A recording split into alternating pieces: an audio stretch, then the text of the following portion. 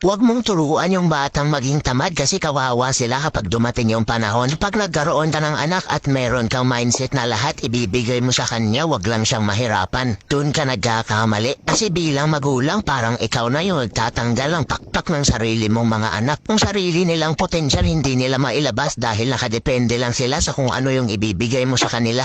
Ipong gagawa na lang sila ng assignment sa school, ikaw pa yung gagawa. Malaki na, hindi pa marunong magsaing, hindi pa marunong magwalis. Hindi pa marunong maglaba ng sariling damit. Napakagandang pakinggan kapag magulang mismo ang nagbibigay ng mga pangangailangan ng anak pero sa kabilang banda may negatibong epekto ito. Along-lalo na kapag nasobrahan yung pag-spoil sa bata. Yang magulang, isa sa pinakamagandang legasiya mo sa anak mo ay turuan silang lumipad, maging malakas at matutong tumayo sa sariling mga paa nila. Yung kahit saan sila mapadpad na lugar, willing silang matuto para sa trabaho. Yung sila mismo yung magbabanat ng buto para sa sarili nila.